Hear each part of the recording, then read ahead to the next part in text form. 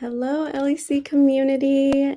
It's Lexi Rios, Marketing Manager for the Latinx Education Collaborative. I'm so excited to have Julia Avila here with us today. We're doing a quick little nominee interview. She has been nominated for Future Educator of the Year. Hi, Julia. Can you give us a quick introduction of yourself? Yeah, so hi, my name is Julia Avila, and I am from Kansas City, Missouri, and I have been nominated for the Latinx Future Educator of the Year award for the for a future high school English educator.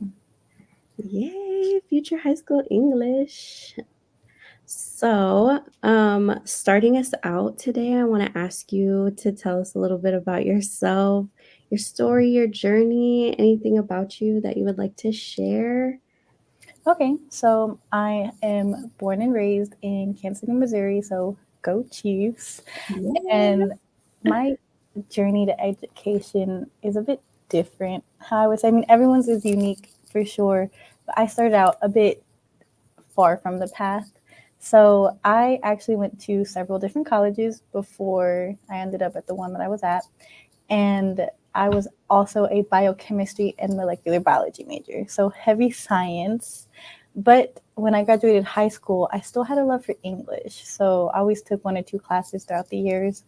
Now, when I went to Emporium, because that was my first one, I was exposed to so many professors. And so, one professor there in particular, we wrote, it was a research paper. And I had so much fun writing that. I thought, oh my gosh, I love, the formatting, I love citing. So, I was more excited about writing than you would say the labs. But, I still stuck through it.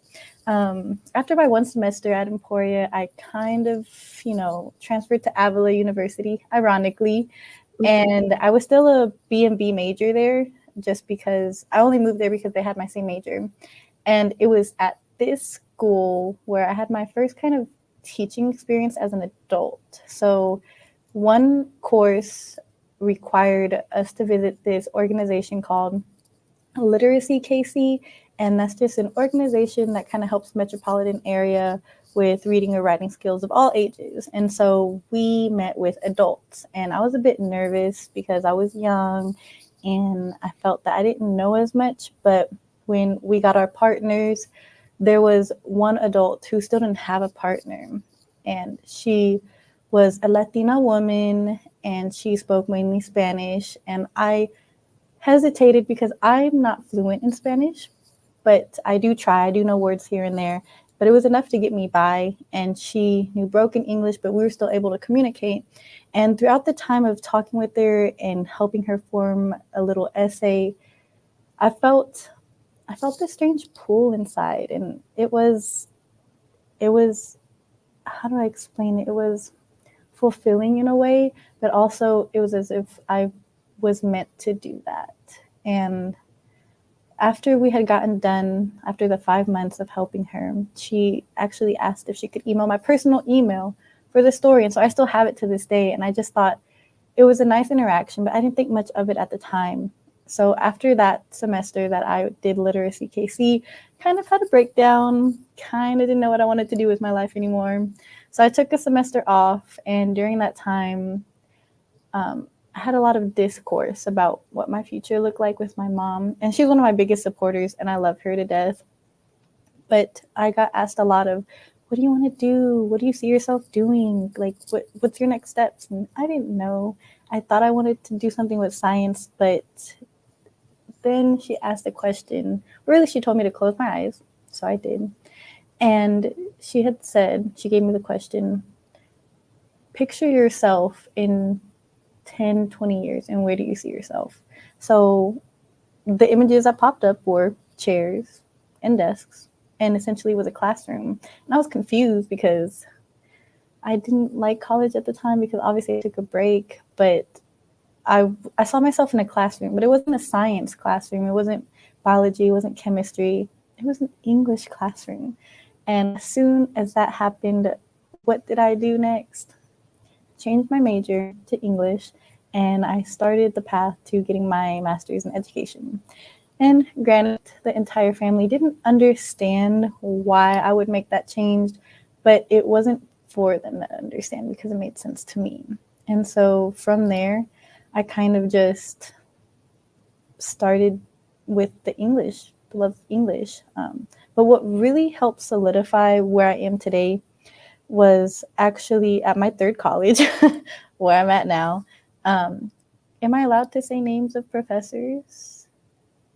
Okay, so his name was Dr. Shu, and he taught, I think, an African American literature course and a race theories course, which I took both.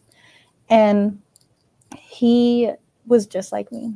He was a science major turned English. And I thought, how ironic that I come across a professor on the whole entire campus who did the exact same thing that I'm doing. And so that kind of really showed me that I have a place in the education field. And that was a bit hard to kind of see at the time because I didn't really see a lot of people who look like me just in the classrooms teaching. But he's part of the reason why I did graduate and why I am still pursuing the education degree. And so I'm just thrilled that I was able to take his class. I was thrilled that I was able to have all the experiences just because it was really tough to even see myself have a future in English. I would like to bring up one more story, and then I'll go to the next question. But there is this teacher in high school who placed doubt actually in my mind as a 10th grader, so a sophomore.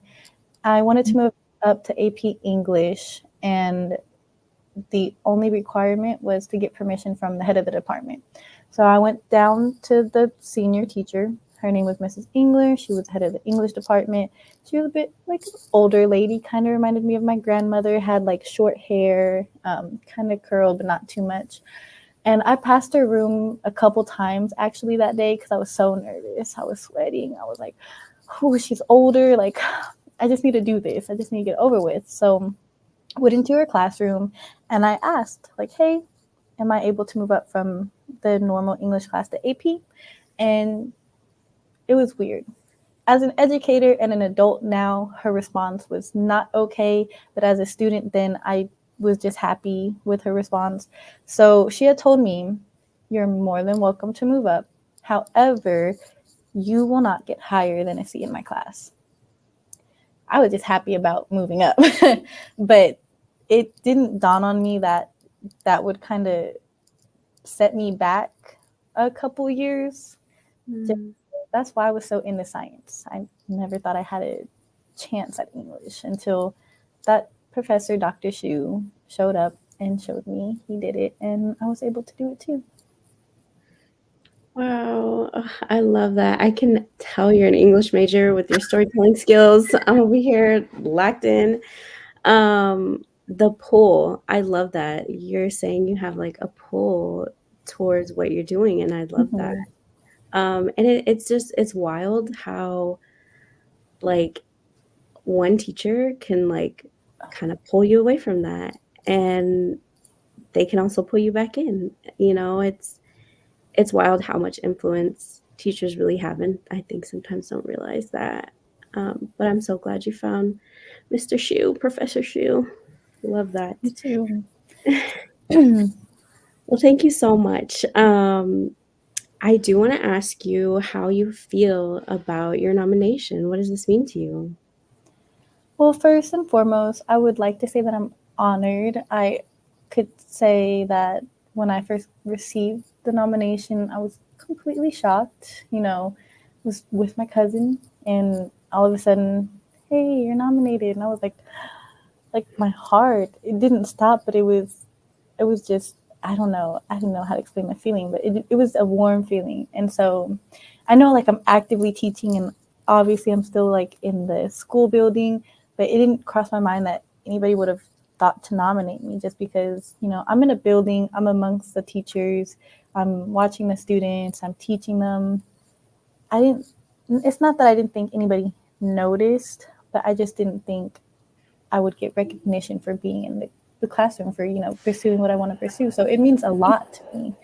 It's something that I would say I never expected, but I'm beyond nominated. I'm beyond honored to be nominated for such an award. Like, it's just, I'm still in awe, if I have to say. That's awesome. With that, I want to share a couple things that I saw in your nominations that kind of stuck out to me.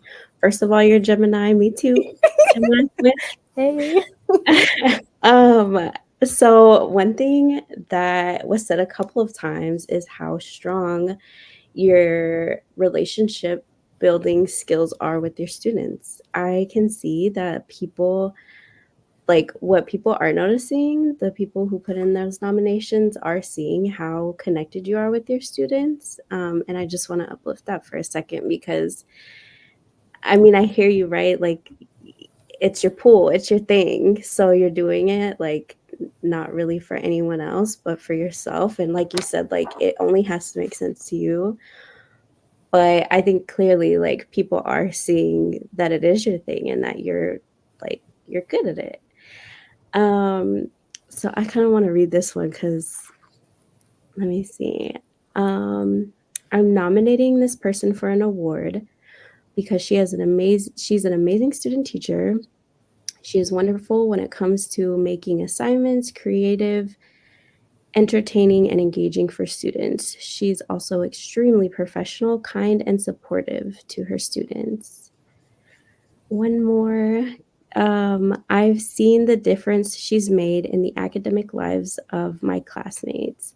She's exceptional with getting students engaged, especially with those who typically don't. She has a unique ability to help students who are neurodivergent. Oh, that's actually very touching. I think that this is a well-deserved nomination.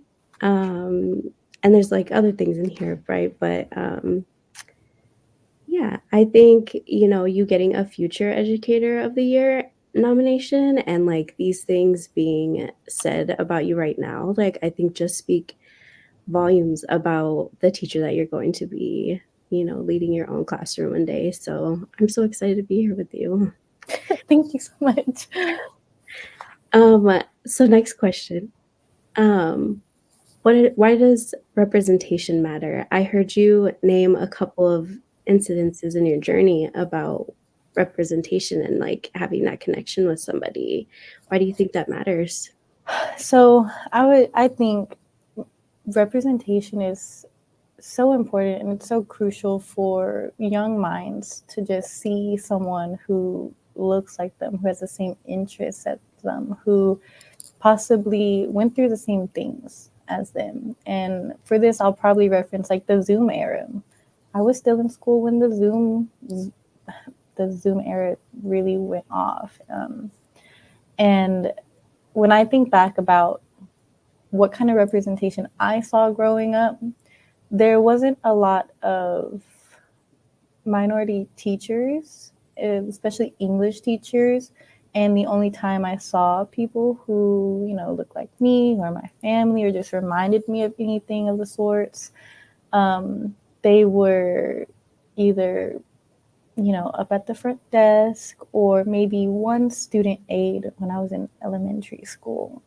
And that, it kind of shocks me because, how did I end up in this position? And when I think back to everything, it would have been nice to see someone who maybe experienced the same holidays or perhaps had the same morals, not really morals and values, but more so like coming from the same background. Even though I come from a Mexican American household and that does look different, we still have some similar things that not everybody and every teacher experience. So it's important for students to see someone and be able to relate to someone, because at least they know that when they leave the school building, there is a place for them outside of that building. There is, obviously a future that's ready for them. And I would, I'm so big on making sure that they know they can do anything, and I will pull as much representation as I can from literature, from what's going on in the world, to help show them like, hey, you can do this too. I mean, look at me, I'm here too. Right. And it's just something I do keep reminding them. Absolutely. That's amazing. Um, how can we build the right conditions for the advancement of Latinx youth? LEC in particular. I said we, so like us and like you and teachers like you and just whatever, I guess whatever that means to you. Okay. And what was the question again? How can we build the right conditions for the advancement of Latinx youth? So, Okay. I think it's important to know how tough it is for Latinx youth to find their place, just because there's not enough of educators, there's not enough administrators, there's just not enough adults to pave the way for them. Um, and so I think it starts with getting to know who they are, getting to know their interests, what they like, what they don't like. Because the last thing we want to do is essentially force them to do something they're going to dislike. We want to encourage and support growth, whether that's academic or even cultural. That could be authentic, real world tasks. So yes, we might have to put in the extra work. We might have to go read articles that we may not apply to the classroom. We may have to read, 200 plus page books, but we do that to find things that they'll relate to, that they might be interested in, and it might not hit them. They might not like it, and it could be a flop, but it's the amount of effort that we have to put in to do that. And if we lose that love, that drive, we essentially are failing not only them, but ourselves as well. So it all starts with a strong foundation of building relationships. I love that. I love that. And I know it's a strength of yours. So I love that you lean into that and knowing that that's important. For sure. Right. Like you said, like the representation part, and also like in other areas too. Like you're saying, like you pull things from the real world and books and things like that so they can see themselves. And I love that. Our last question for you is, what keeps you going? Oh, I think I really like this question because if I'm being honest, it's actually my day-to-day experiences. At Mm. first, as I was going through the classes and courses, I was a bit hesitant, but once I stepped foot in the classroom, not only did it feel like home, but it was just excitement because I had so many new names and people to learn. It was how the school works, it was behind the scenes for teachers, meetings, it's crafting.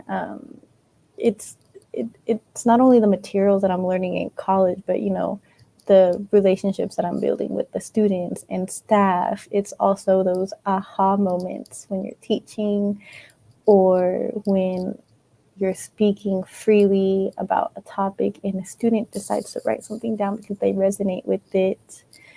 It's those things that kind of fuel me. But if I were to dig a little deeper, it would probably be to do better than the previous day. I'm always self-reflecting. I'm never not. After an interaction with student, staff, or even a lesson, it's okay, what can I do better? How can I engage the next student? Or how can I reach that student, whether they're quiet or outgoing? How can I bring everyone up to speed? It's also the promise I made to myself after all those self-reflection papers and just personal ones as well. When thinking about education, it's the promise that I made to myself that I will do everything in my power to support the students rather than break them down and place doubt in their mind. It's to do the opposite of what my previous teachers did, but also to fulfill what should have been done. So those are just a few of the things. I love a constant reflector. They can always be better. I love that. Well, Julia, anything else you want to share with us today? Ooh, nothing that comes to mind other than I'm still completely shocked. Like, this is very shocking, but also it is a nice reminder that I'm doing what I said I was going to do, and that it's nice to see it's paying off. Even though I say I'm always reflecting, I'm never thinking about how what I just said or did is impacting the students. So it's, yeah, I guess that's what slipped my mind, but that was nice to know. Awesome. Thank you so much for your time today. It was so nice talking to you, LEC community. I hope you enjoyed learning about Julia like I did. We'll see you next time. It was like us and we're sitting there like in the arena in Las Vegas. When I started this LEC community,